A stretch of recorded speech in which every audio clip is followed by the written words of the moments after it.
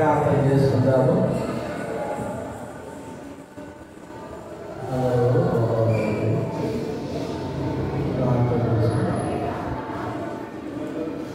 పరలోకమున్న తండ్రి, యేసుక్రీస్తు ప్రభువు నామములో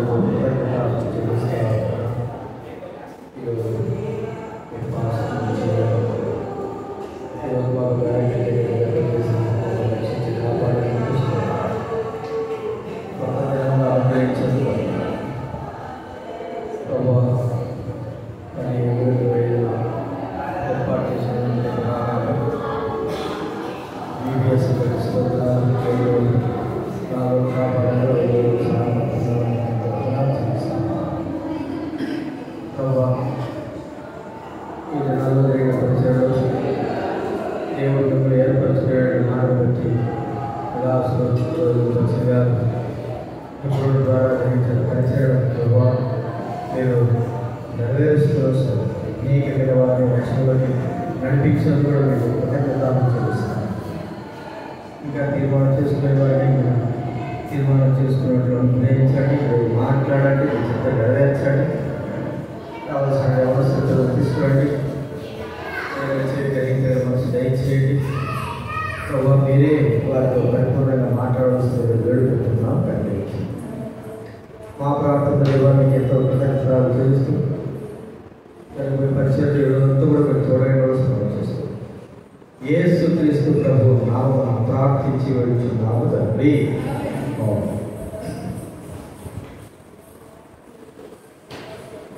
అందరికీ ప్రభువు నామమున చేస్తాను. ఈరోజు ఎన్నో రోజు ఎన్నో క్లాస్ ఇది? 9th class. అసలు మన అంశం ఏంటి? ఈ వివిఎస్ యొక్క అంశం ఏంటి? అంతేనా? రెఫరెన్స్ చెప్పాలి.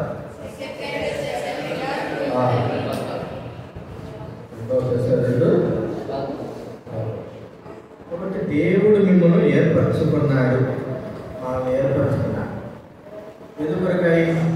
తన కొరకై ఆయన ఏర్పరచుకున్నాడు. మరి ఈ యొక్క సీనియర్ లెసన్లలో పాఠాలలో 8 పాఠాలు చూసుకున్నాం కదా. 8 పాఠాల్లో మొదటి నుంచి చెప్పండి, గుర్తుకున్నవారు ఏమేమి పాఠాలు చెప్పుకోండి. ఘనమైన పాత్ర. మన యొక్క పాత్ర దైవ గ్రంథంలో మనల్ని దేవుడు ఎలాగ చేశాడు?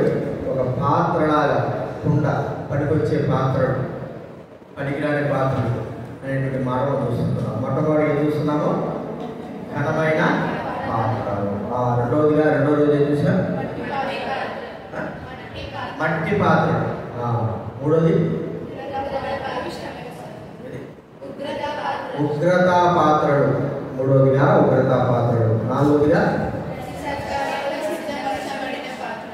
ప్రతి సత్కార్యములకు సిద్ధపరచబడిన పాత్ర. మీరు చూసి చెప్పలేదు? చూసేది కూడా రాదా? వాళ్ళంటే చూసినా చెప్తున్నారు, చూసి చెప్తే ప్రతి సత్కారములకు సిద్ధపరచబడిన పాత్ర. తర్వాత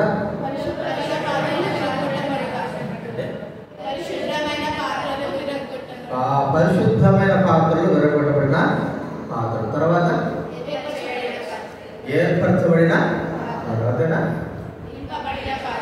నింపబడిన పాత్రలు. ప్రయోజనకరమైన పాత్రలు. ఇప్పుడు 9వ కదా, ఇది అయిపోయినాయి. 9వది కరుణా పాత్ర. ఏంటి? కటక వాక్యం చూడండి. 1 తిమోతి రాసిన పత్రిక 2వ అధ్యాయం. తీయాలి బైబిల్. మొదటి తిమోతి రాసిన పత్రిక 2వ అధ్యాయం 2వ వచనం దయచేసి చదవండి. రాజుల కొరకును అధికారులందరి కొరకును విజ్ఞాపనలను ప్రార్థనను యాచనను కృతజ్ఞతాస్తుతులను చేయవలనని హెచ్చరించుచున్నాను. మా కథల వాక్యం ఏంటి?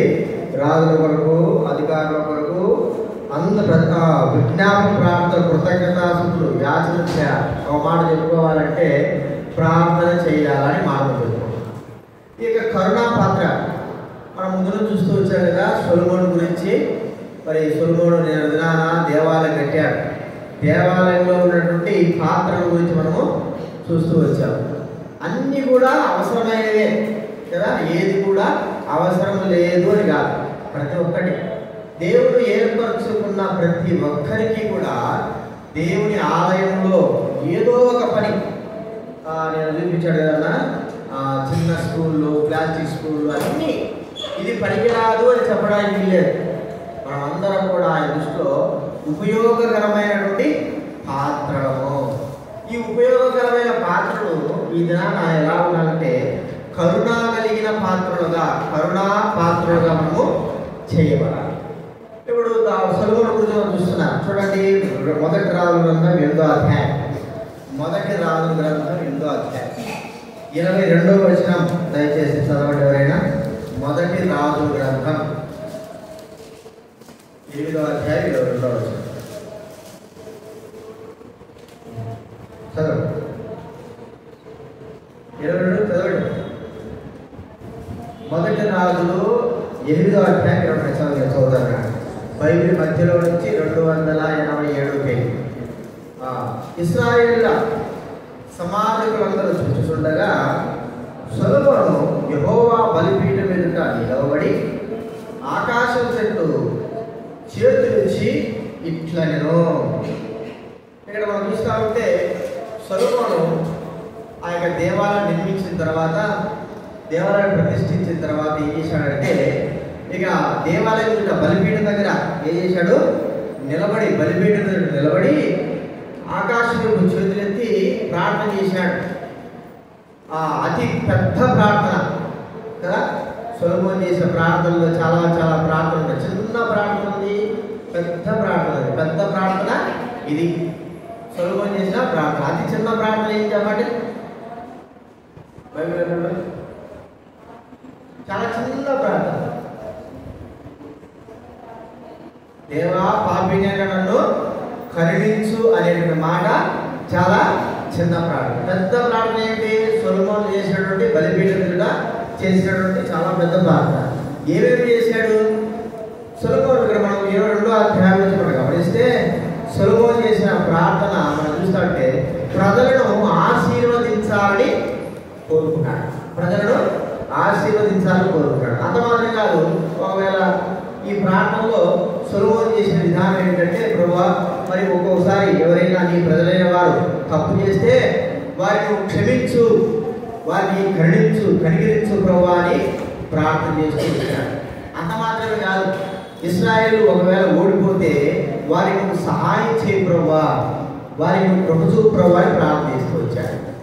అంత మాత్రమే కాదు, సొలొమోను యొక్క ప్రార్థన ఏముందంటే, మరి వారు తప్పు చేసిన తర్వాత వారి పాపాన్ని బట్టి దేశంలో కరువు వస్తే వారికి కృప చూపు ప్రభువా, తిరిగి వారిని కరుణించి ఆ కరువు పోగొట్టు ప్రభువా అని ప్రార్థన చేస్తూ వచ్చాడు. ఇంకా ప్రార్థన ఏమని చేశాడంటే, మనం ఆలోచిస్తే తెగులు, దేన్ని బట్టి తెగులు వస్తుంది? పాపాన్ని బట్టి తెగులు వస్తే ఈ దేశం మీద తెగులు ఏదైనా వచ్చిందనుకో ప్రభువా, నువ్వు ఆ తెగులుని నువ్వు తీసివేయి ప్రభువా అని ప్రార్థన చేస్తూ వచ్చాడు. అంత మాత్రమే కాదు, దేవుని బిడ్డలే కాదు, ఆ దేశంలో యెరూషలేములో దేవుని ఆరాధించడానికి యెరూషలేమును ప్రేమించి వచ్చి యెరూషలేములో కాపున్న వారందరూ పరదేశులు కూడా నువ్వు కాపాడు ప్రభువా అన్నట్టుగా ప్రార్థన చేస్తూ వచ్చాడు. ఇంకా అంత మాత్రమే కాదు, యుద్ధంలో మరి చెరపట్టబడిపోయింటారు.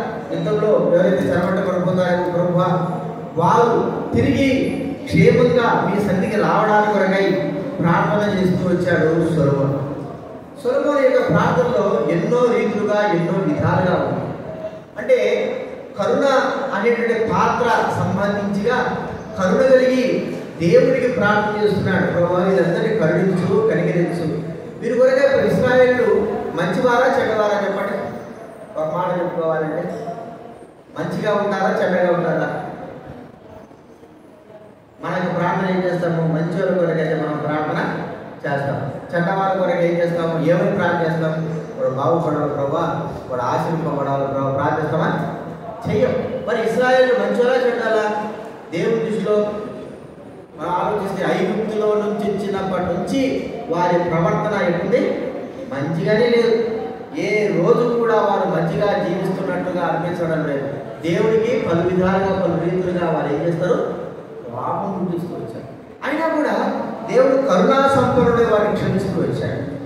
ఇక్కడ సొలొమోను చేసిన ప్రార్థన అలాంటిదే.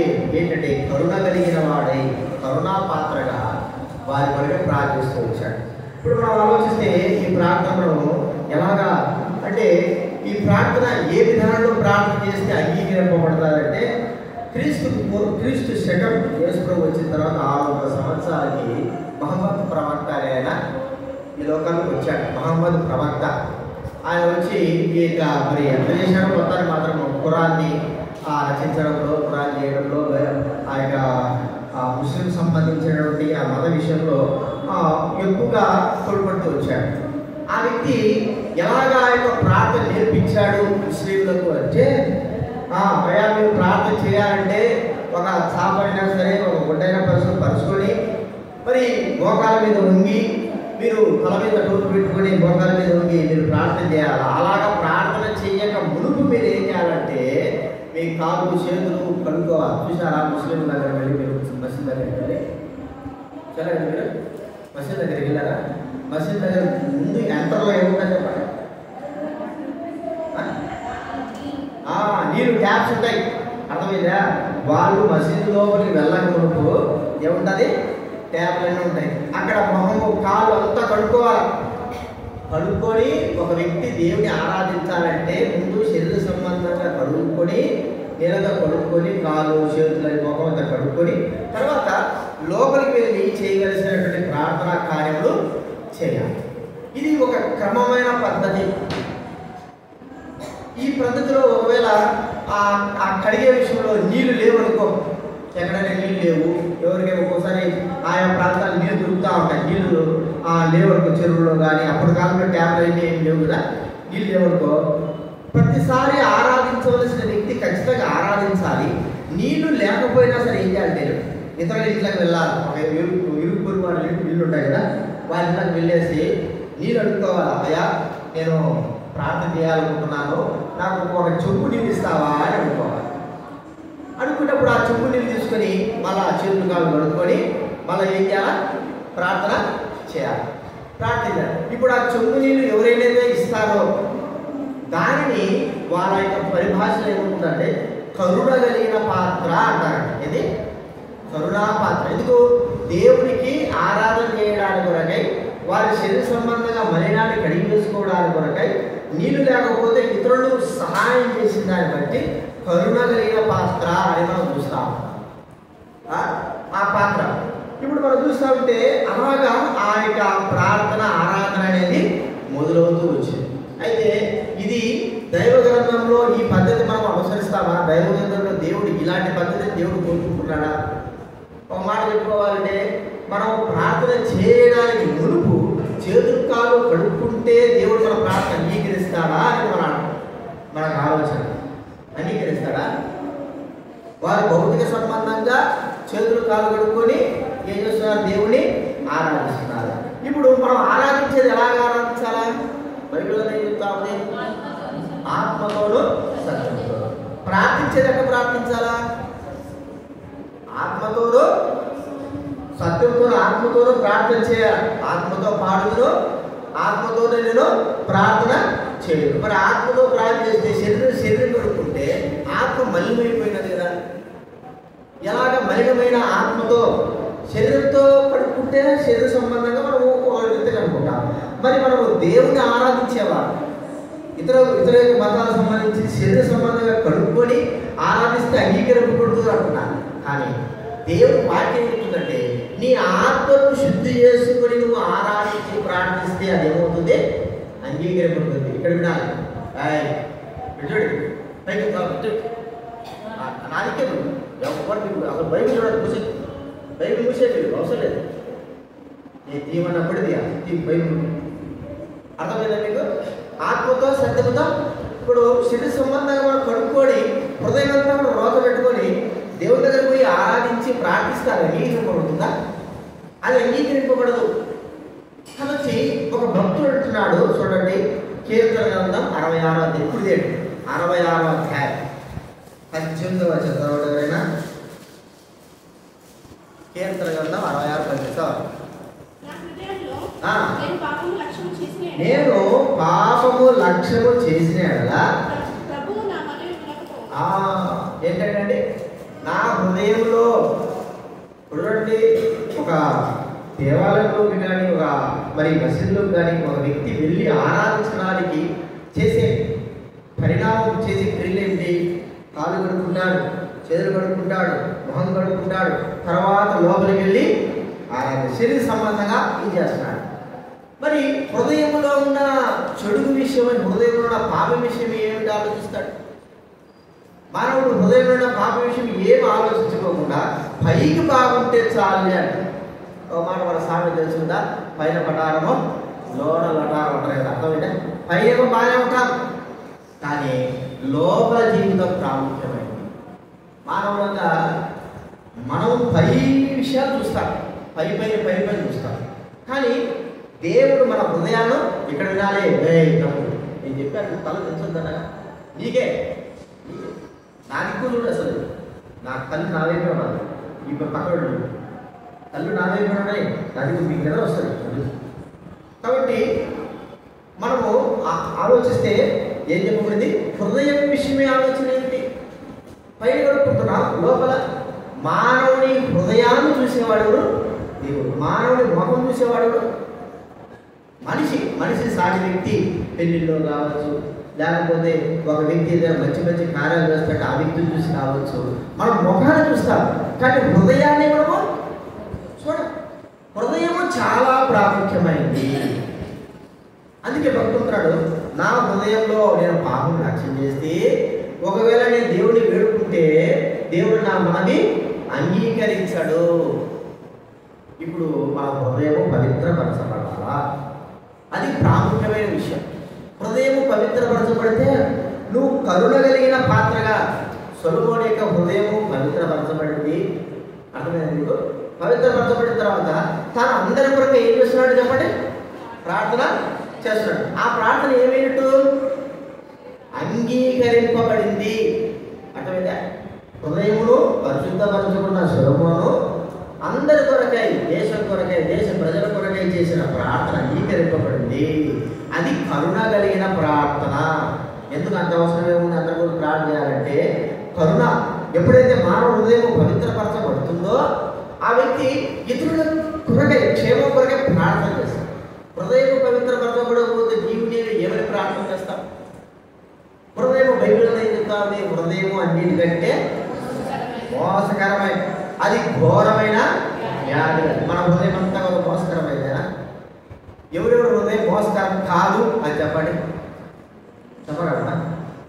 పై మాత్రం బాగుంటుంది, నేను మంచోని చెప్పుకుంటాను, కానీ మన హృదయం ఎట్లుంటా చెప్పండి? చెడుగుతో నింటుంది. అంతేనా? చెడుగుతో. పైకి ఏం కనపడతా ఉంది? మంచిగా కనపడతారు. ఇప్పుడు మనము స్నానం చేసినాము, మంచిగా బట్టలు వేసుకున్నాము, షెడ్ కొడతారు కదా. మా తెలుసా కూడా షెడ్ తెప్పించు, నేను కొడతాను, ఎప్పటికప్పుడు కొడతాను. ఎందుకు షెడ్ కొడతాము? స్నానం చేశాను కదా. ఇప్పుడు స్నానం చేయకుండా కొడితే షెడ్ అది ఒక రకమైన అనుకోవచ్చు. నువ్వు ఎందుకు షెడ్ కొడతావు? నువ్వు ఎంత స్నానం చేసినా ఒక 10 నిమిషాలకి నీ శరీరం ఏమైపోతుంది? మలినమైపోతుంది. ఎందుకంటే మట్టి శరీరం కాబట్టి వాసనతో నిండి ఉంటుంది. కాబట్టి కనీసం ఒక్క రోజుకైనా సరే మంచి వాసన రావడానికి కొరకై, పక్కన మన వాళ్ళు నిలబడడానికి కొరకై మనము స్ప్రే వాడతాం, షెడ్ వాడతాం. అర్థమైందా? మరి హృదయం విషయమే ఆలోచిస్తే హృదయం ఎంత ఘోరమైంది, ఎంత ఘోరమైందంటే చెప్పలేనంత ఘోరమైంది. ఈ ఘోరమైనటువంటి ఈ హృదయముతో, పాపముతో ఉంటున్న ఈ హృదయముతో మనం ఎప్పుడైతే ప్రార్థన చేస్తామో అంగీకరింపబడదు. ఇప్పుడు ఈ ఘోరమైన హృదయం ఏం కావాలంటే పవిత్రపరచబడాలా. ఎలాగ చేసుకుంటాం పవిత్రం? మనకు బట్టలు ఉత్తుకోవడానికి ఏముంటుంది చెప్పండి? బట్టలు ఉత్తుకోవడానికి బట్టల సబ్బు ఉండాలి, శరీరం కడుక్కోవడానికి శరీర సంబంధమైన సబ్బు ఉండాలి, మొహం కడుక్కోవడానికి అర్థమైందా దానికి ఒక లోషన్ ఉండాలి, అంతేనా? ఇంకేం చెప్పండి? తలస్నానం చేయడానికి ఒక షాంపూ ఉండాలి, ప్రతి దానికి ఒకటి. అన్ని కలిపి ఒక సబ్బుతో చేస్తాంలే కానీ ఒక్కోసారి ఇప్పుడు వచ్చిన జనరేషన్ బట్టి అన్నింటి కడుక్కుంటాం. భౌతిక సంబంధమైన వాటిని కడుక్కోవడానికి అన్నింటికీ మనకు సంబంధించినటువంటి వస్తు సామాగ్రి ఉన్నాయి. మరి ఆత్మను కడుక్కోవడానికి ఏమిటి? ఇక్కడ వినాలి లాస్టుడు, ఆత్మను కడుక్కోవడానికి ఏమిటి? బైబిల్ ఒక మాట అంటా ఉంది, రక్తము చిందింపబడకుండా పాప క్షమాపణ కలుగదు. రక్తము చిందింపంటే మానవుడి హృదయము పవిత్రపరచబడాలంటే దేంతో కడుగుతామంటే రక్తముతో కడుక్కోవాలి. రక్తము ఏమిటి? రక్తము ఎవరిది? గొర్రెదా, మేకదా, కోడిదా, లేక కుక్కదా? అందరిది రక్తమే, అందరిది ఎర్ర రక్తమే. ఎవరి రక్తము చెప్పండి? మనిషి రక్తమే. అర్థమైందా? అన్ని రక్తాలు బాగానే ఉంటాయి కదా. మనకు మరి ఏదైనా రక్తమైనప్పుడు ఒక్క రక్తం తీసుకొని గాడి రక్తం తీసుకొని ఎక్కిస్తే మనం ఉంటామా? చనిపోతాం. సరే, అందులోనైనా సరే మనిషి రక్తమైనా సరే దాన్ని ఆ మనిషికి ఎక్కించడానికి ఏముండాలి చెప్పండి? ఆ రక్తం కూడా మన రక్తానికి గ్రూప్కి మ్యాచ్ అయి ఉండాలి. మళ్ళీ ఆ రక్తంలో కూడా ఏముండాలంటే పరిశుద్ధత ఉండాలి. ఎయిడ్స్ ఎక్కిస్తారా? క్యాన్సర్ ఎక్కిస్తారా? చెప్పండి. రక్తం తీసిన తర్వాత క్యాన్సర్ ఉన్నా, ఎయిడ్స్ ఉన్నా, వేరేది ఏది సంబంధమైన రక్తంలో ఏదైనా రోగాలు ఉన్నా మనకి ఎక్కిస్తారా? ఎక్కినే. మంచి వ్యక్తి యొక్క రక్తము ఆ వ్యక్తి రక్తం తీసుకునే ఇతరులకి అది మ్యాచ్ అయిన తర్వాత చేస్తారు. మరి మన హృదయం విషయమే ఆలోచిస్తే మన హృదయానికి యేసు ప్రభు యొక్క రక్తం. యేసు ప్రభు ఎందుకు ఆయన రక్తం అంటే ఆయన పాపం లేనివాడు, పరిశుద్ధుడైన వ్యక్తి. ఆయన రక్తంలో పాపం లేదు, ఆయన జీవితంలో పాపం లేదు, ఆయన వ్యక్తిత్వంలో పాపం లేదు, ఆయన నడవడికలో ప్రవర్తనలో ఎక్కడ కూడా పాపం అనేది లేదే లేదు. ఒక మాట చెప్పుకోవాలంటే ప్రపంచంలో ఉన్న వారందరూ కూడా యేసు ప్రభు అక్కడే పరిశుద్ధుడు. ఈ వ్యక్తి, ఈ యేసు ప్రభువే మనందరికీ మన హృదయంలో ఉన్న హృదయ పాపమును తొలగించడానికి కొరకై, మరి ఆ రక్తము ద్వారా మనం పవిత్రపరచడానికి కొరకై యోగ్యత కలిగిన వాడు యేసు ప్రభు. మనందరి కొరకై ఈ లోకంలోకి వచ్చి మనందరి పాపం కొరకై ఆయన శిలువలో చనిపోయి సమాధి చేయబడ్డాడు. మన కొరకే రక్తం కాచి. ఎందుకు రక్తం కాచాలా? ఎందుకొరకే? మన హృదయంలో ఉన్న పాపమును ఇదే, ఈ రక్తమే మనుషుల హృదయంలో. యేసు రక్తము ప్రతి పాపం నుండి మనల్ని ఏం చేస్తుంది? పవిత్ర. నువ్వు ఎంత సబ్బు రాసుకున్నా కూడా, ఎంత చేసినా కూడా నీ ప్రవర్తన జీవితం మారు, నీ పాపాలు పోవు. నీవు హృదయం పవిత్రపరచబడాలంటే యేసు ప్రభు రక్తమే. కాబట్టి ఇంకా యేసు ప్రభు నందు విశ్వాసం ఉంచి యేసు ప్రభు రక్షకుడు అంగీకరించిన వారు చేయదండి.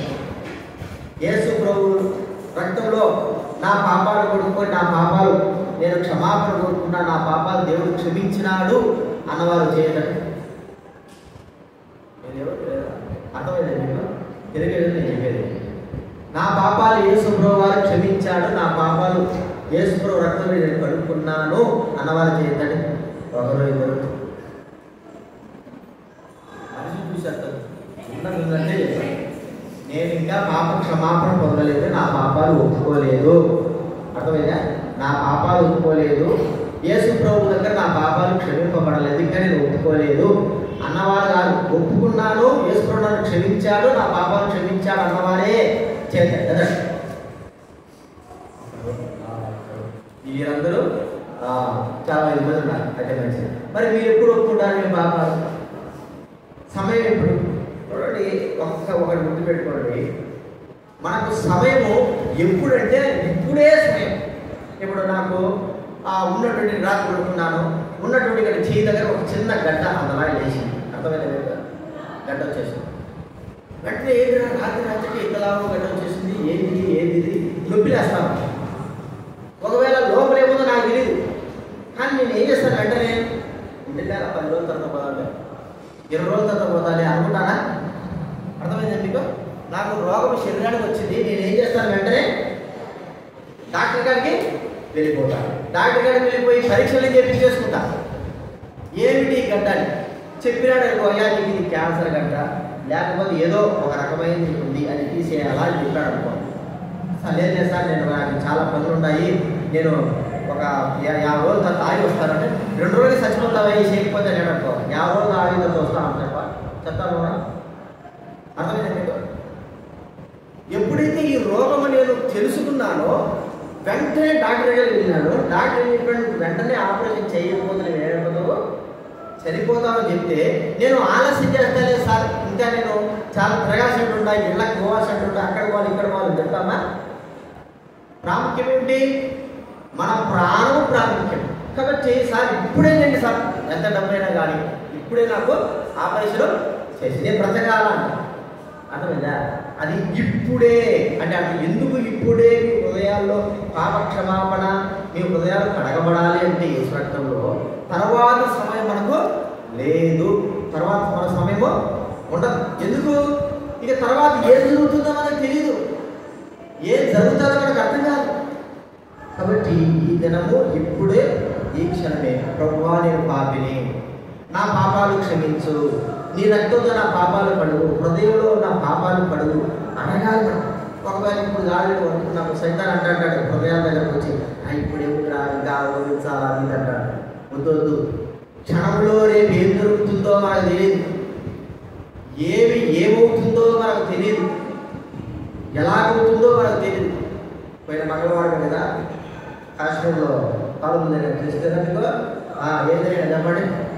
కాశ్మీర్లో కాదు, వాళ్ళు అనుకున్నారా ఎక్కడికి పోయినారు? వీళ్ళు విహారయాత్ర పోయారు, కానీ వాళ్ళు పోయింది ఎక్కడికి? అక్కడ పోయి సావాలని అక్కడికి వెళ్ళిపోయినారు. ఎంత తృప్తిలో అంటే వాళ్ళకి సమయం లేదు. కానీ చెప్తాను, నెల్లూరానే, మా ఊరాని నెల్లూరా, భర్త ఇద్దరు చేతులు పెట్టుకొని కూర్చోండానట, గడ్డ పెట్టి ఇద్దరు తల ఉంచారు. తల ఉంచితే తల ఉంచారంటే తప్పనిదట, అంతే ఒక శబ్దం, శబ్దం వస్తుంది. తల ఉంచి ఇద్దరు చేతులు పట్టుకొని తల ఉంచారంట. ఈమెకు అర్థం కాలే, మూడు చంపేశారంట. అప్పటికే ఒక్క బుల్లెట్తో ఏమైపోయాడన్నా చనిపోయాడు. ఒక్క నిమిషంలో చూడగానే రక్తం అంతా ఆమె చేతులు మీద కాలిపోతున్నాడు. నిమిషంలోనే చనిపోయాడు. తల ఉంచుకొని ఇంకా ఉన్నాడులే, నా ఊరు బతుకున్నాడు అనుకుంటా. నేను శబ్దం పడలేక ఏమైపోయింది చెప్పండి, రక్తం కాలిపోతాడు. చూస్తే చనిపోయాడు. ఆమె మరి చేయి వదిలించుకొని పరిగెత్తింది, కాపాడండి కాపాడండి. అర్థమైందా? తన భర్తకు ఒక్క క్షణంలో చనిపోతాడని ఆమె అనుకుందా? సరే అక్కడేమో అనుకున్నాడా చెప్పండి. 6 రోజులే పెళ్ళి బాధపడతాడు నేవీలో అధికారి. 6 రోజులే, 19వ పెళ్ళి అయింది, మన మంగళవారం తీసుకున్నాడు. అంతే, డైరెక్ట్ వచ్చారు, కాల్చారు. ఒక్క క్షణంలో తన యొక్క ప్రాణము పోయి తన భార్య నడవడం తప్పండి అంటే సంపేది లేదు. ఆడవాళ్ళ పిల్లలు సంబంధం తన భర్త ఒక్క క్షణంలో పోయినాడు. మన ప్రాణం ఎంతసేపు పోవాలి? ప్రాణం పోవడం అనేది వాళ్ళు చనిపోయినారని మనము బాధపడము, ఎప్పుడైనా చనిపోవాలి. కానీ చనిపోక మునుపు మన జీవితంలో మన పాప క్షమాపణ పొందాలనేది ప్రాముఖ్యం. మరణం ఏ విధమైన రావచ్చు, కానీ చనిపోక మునుపు మన హృదయము మన పాపాలు ఏం కావాలా? కడగబడాలా, అదే ప్రాముఖ్యం. ఆ చనిపోవడం ఎప్పుడనేది మనకు తెలియదు. దానిని బట్టి ఈ దినాన మనం ఏం చేయాలంటే ప్రభు దగ్గర, ప్రభు నా హృదయం చూపిస్తున్నా, నా పాపాలు క్షమించి ప్రభు ప్రార్థన చేయాలి, ప్రార్థన చేసుకోవాలి. 2004లో మా నాన్న కూడా చనిపోయాడు. తాగినాడు, తన ఇష్టముచ్చడం చేశాడు, వీళ్ళు తాగడము, మరి మందు తాగడం అన్నీ చేశాడు. రిటైర్డ్ అయిపోయాడు. అన్నీ చేసి చివరికి చనిపోయే ముందు 2 నెలల ముందు మరి అన్నం కూడా తాగాడు. అక్క అయిపోయాడు, లేడానికి లేదు, లేకపోయినాడు. అంటే పోయినాము వాటర్ పోయినాము, హాస్పిటల్ చేసిన హాస్పిటల్ లేదు, బతకడయ్యా, గవర్నమెంట్ హాస్పిటల్ అక్కడ కూడా బతకడయ్యా. మరి అక్కడ తీసుకున్నాడు, టీవీ హాస్పిటల్ తీసుకున్నాడు. 1 వారం రోజులు పెట్టి ఎక్కువ బతడు. 1 వారం రోజులు ఎన్ని రోజులు చెప్పారు? నేనున్నా కానీ చెప్తాడు, వారం రోజులు. ఇక తర్వాత మీ ఆయన ఫుల్గా టీవీ వచ్చింది, ఏం పక్కడానికి వీలేదు మీ నాయన. సరే ఆర్డర్ పెట్టుకొచ్చినాం. అదే రోజు సాయంత్రం, శుక్రవారం సాయంత్రం ఉదయం పోయినా, సాయంత్రానికి ఆర్డర్ పెట్టుకొచ్చాను. నేను మరి ఆయన ఇంటికి పడుకోబెట్టి వేరే గూడూరు పని మీద పోయి వచ్చాను. రాత్రి పడుకున్నా, అన్నం తినేది లేదు, గొంతు పెసుకపోయింది. టెంకాయలు మాత్రమే రావడం, లేకపోతే స్పూన్తో నీళ్ళు పోయాలి అంతే. అన్నం లేదు, ఏం లేదు. ఇక ఎన్నిసార్లు నేను రక్షింపబడి చేసుకోవడంకో, దేవుడు నమ్ముకో, నీ జీవితం మారుతుంది అంటే ఎవడరా చెప్పొచ్చింది, ఎక్కడరా చెప్పొచ్చింది. ఎన్నిసార్లు చెప్పినా కూడా మనిషి మార. సరే అప్పుడు చూస్తాం కదా, ఎప్పటికి సత్య సమయానికి అంటాడు. సత్య సమయాన్ని చూస్తాడు, నువ్వు చూస్తున్నావా? సత్యం నేను చూస్తావా? ఎవరు ఎట్లుండాలి? సరే ఆ సత్య సమయం రానే వచ్చింది. అర్థమైంది. మా నాన్న కూడా నేను చెప్తున్నా, సత్య సమయం రానే వచ్చింది. ఇక రాత్రి 11 అయింది, ఎప్పటికి నెలవైంది.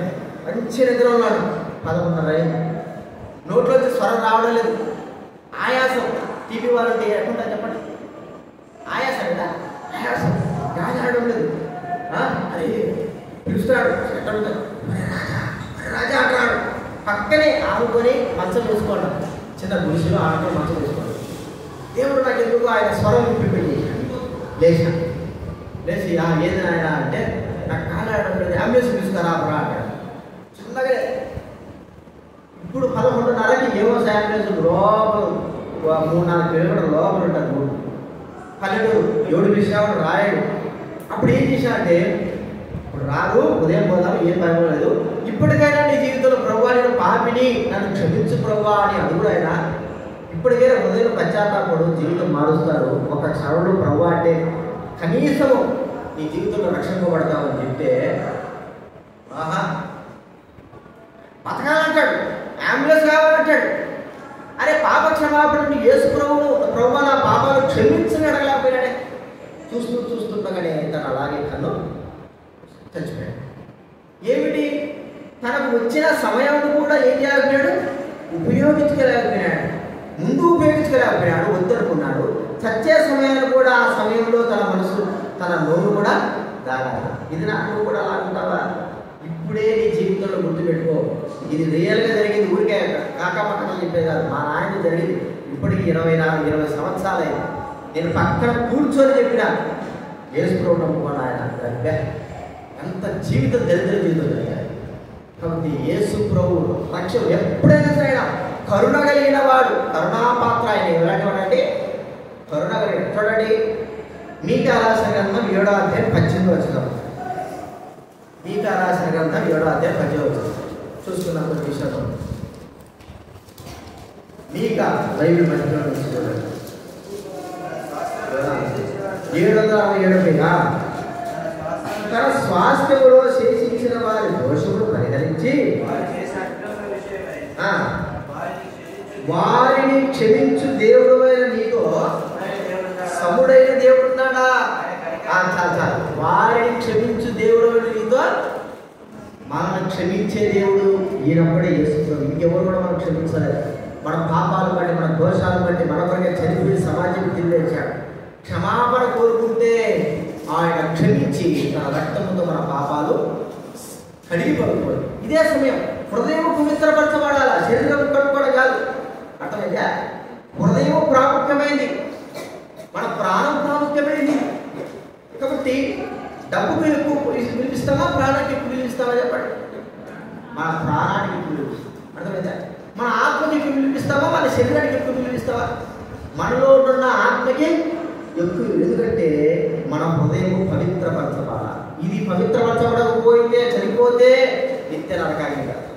అది మనం గుర్తించుకోవాలి. కాబట్టి యేసు ప్రభువు వారు కరుణాసం నన్ను కూడా క్షమిస్తాడా అంటే, నిన్ను కాదు కదా, ఎంత మంది అయినా సరే క్షమించడానికి సిద్ధంగా ఉన్నాడు. నువ్వు అడగడమే తరుణం, ప్రభువా నేను పాపిని, నా పాపాలు క్షమించు, నా హృదయం దగ్గర నా జీవితం మాత్రమే. ఇప్పుడు నీవు హృదయపూర్వకంగా అడిగితే నీ జీవితం మారుస్తుంది.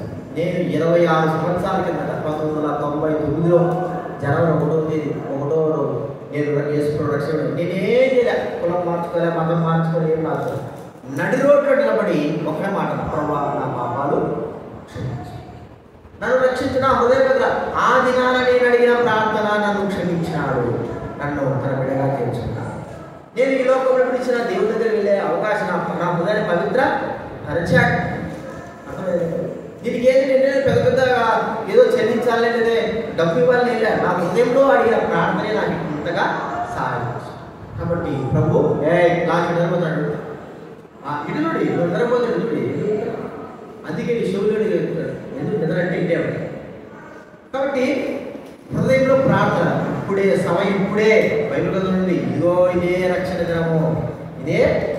ఇప్పుడు కరుణా పాత్రగా చేయబడిన మనము, రక్షింపబడిన మనము సొలొమోను యొక్క ప్రార్థన వలె మనం కూడా ఏం చేయాలి చెప్పండి? ప్రార్థన చేయాలి. కరుణ కలిగిన ప్రార్థన. సొలొమోను అందరి నిమిత్తమై కరుణ కలిగి దేవుడికి ప్రార్థన చేస్తున్నాడు. అయ్యా వాళ్ళు ఇంటి అయిపోతారేమో, యుద్ధంలో వెళ్ళిపోతారేమో, లేకపోతే కరువు వస్తుందేమో, అది చేస్తాదేమో, నువ్వు క్షమించు ప్రభువా, వారిని విమోచించు ప్రభువా, వారిని కాపాడు ప్రభువా అని ఏం చేస్తున్నాడు చెప్పండి? ప్రార్థన చేశాడు. ఇప్పుడు మనం రక్షింపబడిన తర్వాత, మనం కూడా కరుణా పాత్రగా చేయబడిన తర్వాత మన యొక్క ప్రార్థన విధానం కూడా ఇదేగా ఇలాగే ఉండాలి. మొట్టమొదటిగా కరుణా పాత్ర యొక్క లక్షణం ఏమిటి అంటే, రక్షణ లేని వారి కొరకు మనం ఏం చేయాలి చెప్పండి? ప్రార్థన చేయాలి. చూడండి మొదటి 2వ అధ్యాయం 14వ చదవడం.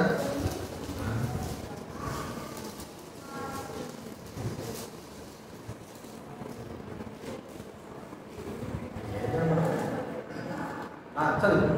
1 తిమోతి 2వ అధ్యాయం 2వ అధ్యాయము 2వ వచనం. రాజుల కొరకును అధికారులందరి కొరకును ప్రార్థనను కృతజ్ఞతాస్తుతులను చేయవలనని ఎవరి కొరకు చేయాలి చెప్పండి? 4వ వచనం ఏముంది? 4వ వచనం చూడండి. 4వ వచనం, మనుషులందరూ రక్షణ పొంది అనుభవ జ్ఞాన గలవారై. మనుషులందరూ చూడండి, ఇక్కడ చిన్నబాబు ప్రార్థన చేస్తున్నాడు కదా, దీంట్లో చూడండి ఫస్ట్ నుంచి పైన అర్థమైందా? ప్రార్థన చేస్తున్నాడు కదా.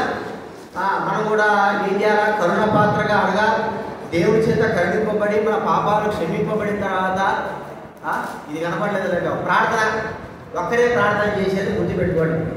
మనము క్షమింపబడిన తర్వాత, పాప క్షమాపణ పొందిన తర్వాత, దేవుని బిడ్డలమైన తర్వాత మన బాధ్యత కరుణా పాత్రగా మన యొక్క బాధ్యత ఏంటంటే అందరి కొరకు మనం ఏం చేయాలి చెప్పండి? ప్రార్థన చేయాలి. మళ్ళాగే అంతకుముందు ఎంతోమంది నశించిపోయే వాళ్ళు ఉంటున్నారు లేదా? నశించిపోయే వాళ్ళు ఉంటారు కదా. నశించిపోయే వాళ్ళ విషయంపై మనం ఏం చేయాలా? కరుణ చూపించాలి. కరుణ. సొలొమోను అందరి కొరకే ప్రార్థన చేస్తూ వచ్చాడు. రక్షించు ప్రభువా, కాపాడు ప్రభువా అన్నట్టుగా. అయితే ఒక నిజమైన విశ్వాసి దైవుడే యొక్క లక్ష్యం ఏంటంటే కరుణ. ఎట్లా అంటే ఎవరు కూడా నశించుకోవడం వారికి అంత మాత్రమో ఇష్టం లేదు. కాబట్టి వారి కొరకే మనం ఏం చేయాలి చెప్పండి? మీ ఫ్రెండ్స్ ఎంతమంది ఉన్నారు చెప్పండి? మీకు ఫ్రెండ్స్ ఉన్నారు కదా. ఫ్రెండ్స్ కొరకు మీరు రక్షింపబడిన వారు చేయొద్దండి. రక్షింపబడిన వారు చేయొద్దండి. పాప క్షమాపణ పొందిన వారు. మీరు మీ ఫ్రెండ్స్ కొరకు ప్రార్థన చేస్తున్నారా? మీరు రక్షింపబడ్డారు మంచిదే, మరి మీ ఫ్రెండ్స్ విషయమే మీరేం చేస్తారు? ప్రార్థన చేయాలి. వారు కూడా రక్షింపబడాలి లేదా? వారు కూడా మరి నరకం నుంచి తప్పించుకోవాలా లేదా? అంటే వారి విషయమే మనం ఏం చేయాలా? కరుణ తెలిపి వారు ఎలాంటి వారైనా సరే వారి కొరకు మనం ఏం చేయాలా? ప్రార్థన రోజు చేయాలి. ప్రభువా మీరు రక్షించు. వారే కాదు, లోకంలో ఉన్న వారందరి కొరకే మనం ఏం చేయాలి చెప్పండి? ప్రార్థన చేయాలి. పరిశుద్ధుల కొరకు, రక్షణ లేని వారి కొరకు, అందరి కొరకే మనం ప్రార్థన చేయాలని దైవగ్రంథం మనకు చెప్తారు. ఇది కరుణా పాత్ర యొక్క లక్షణం. సొలొమోను యొక్క ప్రార్థన ఎలా చేస్తూ వచ్చాడు చెప్పండి? అందరి కొరకు కదా, అందరి కొరకు ప్రార్థించుడుగా దైవబడిన మనము, రక్షింపబడిన మనము ఎవరు కూడా నశించిపోకుండా అందరి కొరకు మనం ఏం చేయాలి చెప్పండి? ప్రార్థన చేయాలా. ఇది మొట్టమొదటి చూస్తున్నాం. రెండవదిగా ఇతరులకు సాక్షి చెప్పాలి. ఈ కరుణా పాత్ర యొక్క విధానం ఏంటంటే, నువ్వు ఎలాగైతే రక్షింపబడ్డావు, ఎలాగైతే పాప క్షమాపణ పొందావు, ఎలాగైతే దేవుడు తెలుసుకున్నావో నీ స్నేహితులు కూడా తెలుసుకోవాలి. ప్రార్థన చేయడం కాదు, వారి కొరకు వారి దగ్గరికి వెళ్ళి మన యొక్క సాక్ష్యం వారికి ఏం చేయాలి చెప్పండి? చెప్పాలి లేదా? దాంట్లో రెండవ పాట చెప్పండి. చూడండి చూడండి, అర్థమైందా మీకు?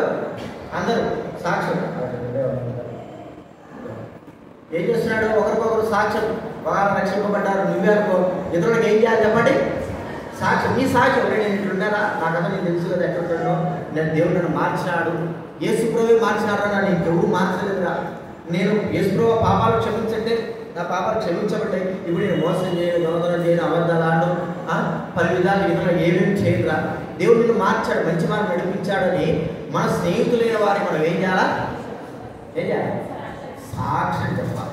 మరి ఎందుకు సాక్ష్యము? నువ్వు ఎలాగ మార్చబడ్డావో వారు కూడా తెలుసుకోవాలి కదా.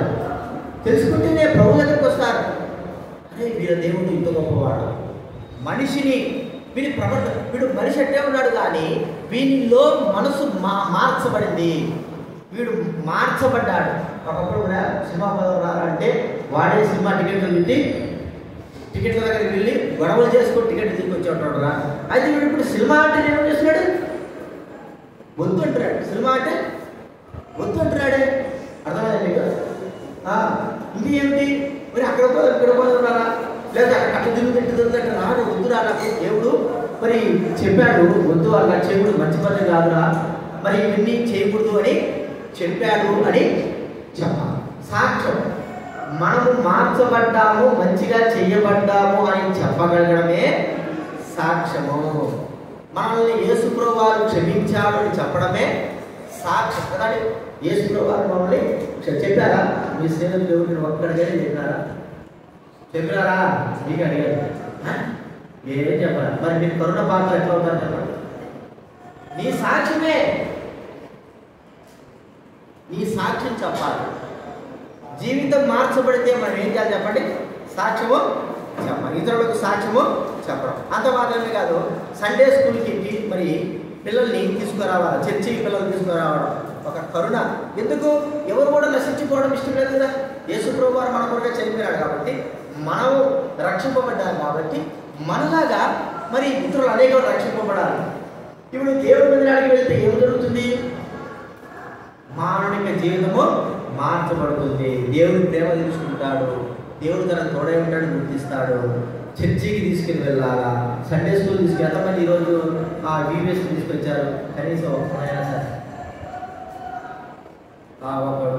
మీరేం చేస్తారు? రక్షింపబడకపోయినా కూడా వాడు పట్టుకొచ్చాడు. మీరు దేవుడు తెలుసుకొని ప్రార్థన చేసుకుంటూ ఒక్కరిని కూడా తీసుకొచ్చారా చెప్పండి? తీసుకొచ్చారా కొత్తని? సరే ఓకే, ఇద్దరు. ఇంకెవరు? చర్చికి తీసుకురావాలా, వీవీఎస్కి తీసుకురావాలా. ఇది మన బాధ్యత. అందరినీ పిలవాలా. ఒకప్పుడు ఎక్కడ పిలిచినాం మనము? సినిమాల మొదలురారా, శిఖాల మొదలురారా అని పిలిచినాం. ఇప్పుడు జీవితం మార్చబడిన తర్వాత నీ యొక్క ప్రదేశం అంతా ఎక్కడ ఉండాలి? దేవుడి సన్నిధి. అక్కడికి అక్కడ ఏముంది? దేవుడి సన్నిధిలో పరిశుద్ధత ఉంది, ప్రేమ ఉంది, ఆదరణ ఉంది, సంతోషం ఉంది. దేవుడి మీద తీసుకురావాలి. దేవుడి సన్నిధిలో వారు తీసుకొచ్చి వారు రక్షణ పొందడానికి కొరకే వారు నడిపించాలి. చూడండి ఇక్కడ ఏం చేస్తారు? ఒక అమ్మాయి చిన్న పిల్లవాడిని ఎక్కడ తీసుకువెళ్తారని చెప్పండి? చర్చికి తీసుకువెళ్తుందా? మనం కూడా ఏం చేయాలి? కరుణ అంటే అర్థం ఏంటంటే ఇతరులకు వారు ఎట్టపోతే నాకెందుకులే అని కాదు, వారు కూడా క్షమాపణ పొంది వారు కూడా దేవుడి సన్నిధికి రావాలి. అందరూ కూడా క్షమాపణ పొంది దేవుడి సన్నిధికి రావడానికి కొరకే మనం ఏం చేయాలంటే మనం కూడా ఇతరులను దేవుడి సన్నిధికి నడిపించాలని దైవం మనకు చెప్తారు. నడిపిస్తున్నామా? మనము ఈరోజు నుంచి మనం ఒక తీర్మానం తీసుకుందామా? కనీసం ఎక్కడికో తీసుకోబడదు, దేవుని మందిరానికి తీసుకురావడం ద్వారా మనకు ఎంతో సంతోషం. ఎందుకంటే మన జీవితం మార్చబడితే వారి జీవితం కూడా మార్చబడతారు. ఇది మూడవది చూసుకున్నాం. నాలుగోది మనం చూస్తూ ఉంటే ఏది? దయ చూపడం. ఇతరుల విషయమే దయ చూపాలి. దయ కలిగిన వారంగా, ప్రేమ కలిగిన వారంగా మనము దయ చూపే విధానం. చూడండి ఇక్కడ ఒక అమ్మాయి పిల్లవాడికి ఏడుస్తుంది, పాలు పడుతుంది కదా. అంటే ఆ పిల్లవాడు ఏడుస్తున్నాడు, వాడి అవసరం గుర్తించి దయ చూపించి, మరి వాళ్ళ అమ్మ ఉందో లేదో తెలియదు, ఉండొచ్చు, అదే దూరం పోయింటారు. వాడు ఏడుస్తున్నాడు కదా అని మూల వాడికి సహాయం చేస్తున్నట్టుగా దయ, ప్రేమ చూపుతా ఉంది, పాలు తాపిస్తూ ఉంది, వాడిని వదిలిపెట్టలేదు. మన విషయం ఎవరు గుర్తిస్తే మనం ఇతరులకు దయ చూపుతున్నామా? ప్రేమ చూపుతున్నామా? ప్రేమ అంటే ఏంటి? కష్టాల్లో ఉన్నవారు, నష్టాల్లో ఉన్నవారు, లేకపోతే ఏదైనా సమస్యలు ఉన్నవారికి మన కొద్ది మనం సహాయం చేసి వారిని ప్రేమించి, అందరూ మరి త్రోసివేసేవారు అంటారు, వారిని త్యాగం చేయడం, దేవుని ప్రేమ ఎలాంటిది అని మనం గుర్తించుకుంటే మనం కూడా ఇతరులు ఏం చేస్తామో ప్రేమిస్తాం. అంతేనా? దేవుని ప్రేమ మనల్ని ఎలాగా ప్రేమిస్తున్నామన్నాడు, నేను మిమ్మల్ని ఎలాగా ప్రేమించానో మీరు కూడా ఇతరులను ఏం చేయాలి చెప్పండి, ప్రేమించాలి. యేసు ప్రభువు మనం ఎలాగ ప్రేమించాడు? ప్రాణం పెట్టినంతగా ప్రాణం పెట్టి మనల్ని ప్రేమించాడు. ఇప్పుడు మనం ఏం చేయాలా? ప్రాణం పెట్టాలా? అవసరం లేదు. కానీ అంతగా మనల్ని మనం ఏం చేయాలి? ప్రేమించాలి. మనలో ఉన్న దైవికమైన ప్రేమ, క్రీస్తు ప్రేమ ప్రజలు చూచేటట్లుగా అది కరుణా పాత్ర. ఈ పాత్రలో నుంచి, కరుణ కలిగిన పాత్రలో నుంచి వచ్చేటువంటి గొప్ప గొప్ప విషయాలు ప్రేమ చూపడము. కరుణ పాత్రలో ఏముంటాయి చెప్పండి? రక్షణ లేని వారి కొరకై ప్రార్థించంటే ఎవరు నశించిపోవడం లేదు, పోకూడదు అనేటువంటి ఆలోచన. రెండోదిగా ఏం చూసుకొని వచ్చాము చెప్పండి? ఇతరులకు కూడా మంచి సాక్ష్యము, మన సాక్ష్యం ఎట్లా రక్షింపబడ్డామో ఇతరులు కూడా దేవుని తెలుసుకొని వారి నిత్యరాజ్యంలో ప్రవేశించాలనే ఆశ. మూడోది చూస్తున్నాము, దేవుడి సన్నిధికి నడిపించాలా కరుణ. ఆ కరుణలో దేవుడి సన్నిధి ఎవరెట్ట పోతే నాకెందుకే, వారు వస్తే పోతే అనుకోకూడదు. వారు వచ్చేంత వరకు, మన విలువలు చనిపోయేంత వరకు మన ప్రజలైన వారు ఏం చేస్తుంటారు చెప్పండి? పిలుస్తూనే ఉండాలి. చాలా మంది అంటా ఉంటారు, ఏమంటారంటే వాళ్ళు పిలిచినా రాదయ్యా, ఒక్కసారి పిలిస్తే సార్ కాదు, 100 సార్లు కూడా పిలవాలి. ఇంకా అవసరమైతే 200 సార్లు కూడా పిలవాలి. ఆత్మ నశించిపోకుండా వారిని మనం ఏం చేయాలి? ఓన్లీ పిలవడమే కదా. ఏమైనా బరువు బాధ్యత మనం ఏం తీసుకుంటామా? కనీసం పిలవడం, ఆహ్వానం చేయడం, వారిని ఆహ్వానం చేయాలి. రండయ్యా, దేవుడి మంది రండి, దేవుడి పిల్లలు తీసుకురావాలి, రాగలిగిన వారిని తీసుకురావాలి. కష్టమైన బాధ అయినా సరే మేము కూడా 10 నుంచి పిల్లలు తీసుకొచ్చాం. 55 కిలోమీటర్లు ఎక్కడి నుంచి పిల్లలు తీసుకొచ్చాం. వాళ్ళు తీసుకొస్తే వాళ్ళకి ఎంతో బాధనే, కష్టమే, వాళ్ళు స్నానాలు చేయని ఏది కాదు.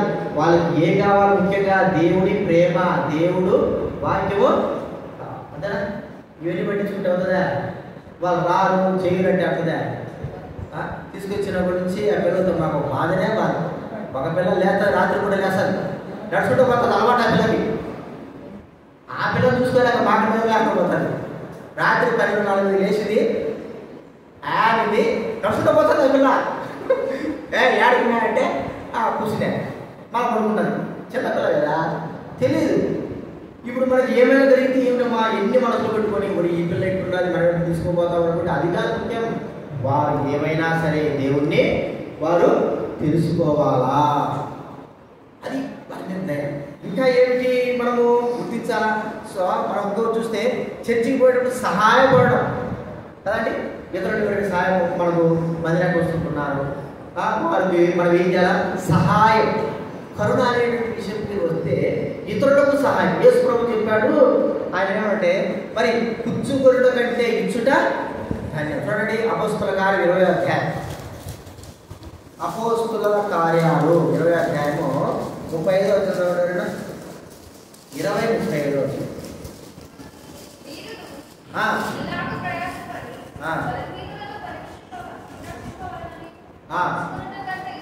పుచ్చుకొనుట కంటే లేదు, పుచ్చుకొనుట కంటే ఇచ్చుట ధన్యము.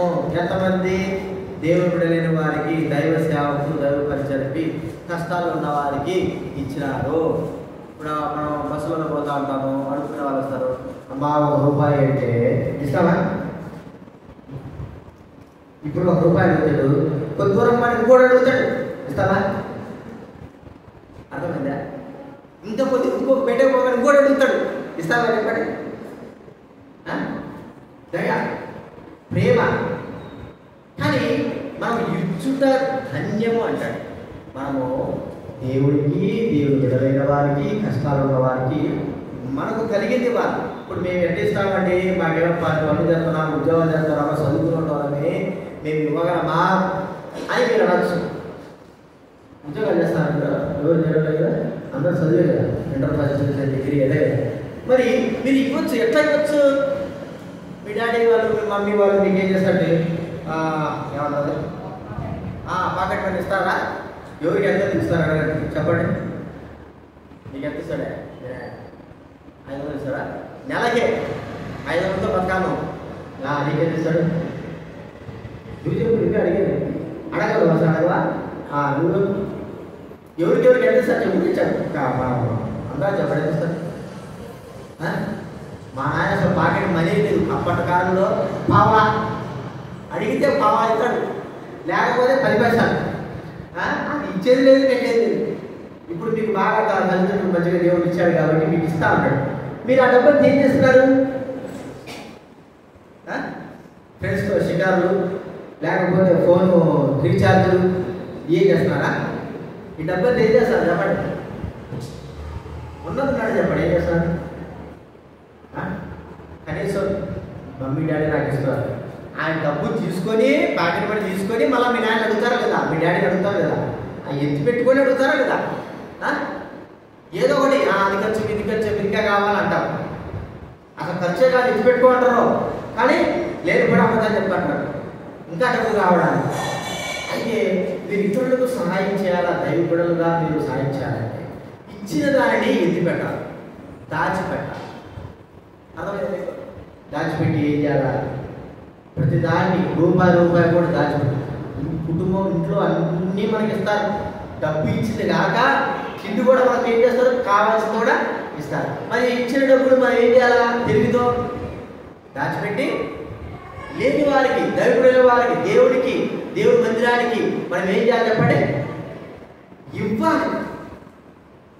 మేము కూడా ఒక చిన్నది, మీరు కూడా ఏం చేయాలి చెప్పండి? ఒక డబ్బు తెచ్చుకోవాలా? అర్థమైందా? ప్యాకెట్ డబ్బు వేసేది 20 రూపాయలు ప్లాస్టిక్, మళ్ళీ డబ్బు తీసుకునేటట్టు పెట్టద్దు. వేసేదే ఉంటాడా? తీసేది పెడితే అది ఉండే ఒకటే లేకుండా ఒకటి, అవసరం ఉన్నప్పుడు తీసుకుంటాడా మళ్ళీ చేస్తాడు. అట్ట కాదు, తీయకూడదు. అదే పెట్టాలి. చేసి ఇచ్చిన ప్యాకెట్ మీద ఎంత ఇచ్చిందంత ఏరియా దాంట్లో అర్థమైందా? ఎంత ఇస్తే మా పిల్లలు కూడా అదే చేసేది. కొనుక్కోవడం మేము కొనుక్కోకూడదు.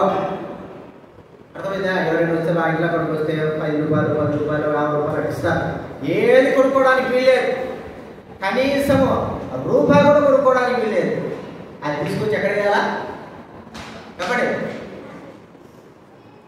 డబ్బాలో వాళ్ళ పేర్లు ఉంటాయి, వాళ్ళ పేర్లు దాంట్లోనే వేసుకోవాలి. వేసుకొని ఎప్పుడైనా సరే అది నిండిందనుకో ఏం చేయాలా? చక్కగా తీసుకుపోయి బట్టల షాపు కొనుక్కోవాలా? ఏం చేయాలి? దేనికోసం మరి మనం వేసింది? ఇతరులకు సహాయము చేయాలి. కాబట్టి ఒక పెద్ద పెద్ద మీటింగ్ జరుగుతున్నాయి, ఎప్పుడు యూత్ క్యాంప్ కావచ్చు, పక్కన మీటింగ్ కావచ్చు, లేదా లేడీ సంఘాలు ఉంటాయి. అప్పుడు అది నిండిన తర్వాత తీసుకుని వెళ్ళి తీసేదేముంది, ఇక అట్లే తీసుకువెళ్ళి ప్లాస్టిక్ కవర్లో అందులో ఇది మేము డేట్ వేస్తాం, ఈ రోజు నుంచి మొదలుపెట్టిన డేట్ వేసి ఏ రోజు కొనుక్కుంటామో ఆ రోజు వరకు ఇదంతా కూడా దాచిపెట్టి దేవుడి మందిరానికి ఇస్తున్నాము. అదే ఇచ్చుకుంట కంటే ఇచ్చుట అది నేర్చుకోవాలి. మనము కరుణా పాత్ర అంటే అర్థమైంది, ఇచ్చుట నేర్చుకోవాలి, సాక్ష్యం చెప్పాలా, అందరికీ ప్రార్థన చేయాలా, ఇతరులను దేవుడి మందిరానికి నడిపించాలా, ప్రేమ దయ చూపిస్తూ అందరికి ఏం చేయాలి? సహాయము చేయాలి. అది కరుణా పాత్రకు ఉన్నటువంటి విలువ. ఈ కరుణా పాత్రగా మనం మార్చబడాలనేది దేవుని యొక్క కోరిక. మరి ఈరోజు మార్చబడదామా? కరుణా పాత్ర ముందు కరుణా పాత్ర కావాలంటే మన హృదయం ఏం కావాలి చెప్పబడింది? పరిశుభ్రపరచబడాలి. మరి మీరు ఎంతమంది ఇంకా పరిశుభ్రపరచబడలేదో? ఇప్పుడే చాలా మందిని చూసినా మేము రేపు ఉందిలే మొన్నాడు ఉందిలే అనుకున్నారు, కానీ వారికి సమయము లేదు, లేకుండా పోయింది.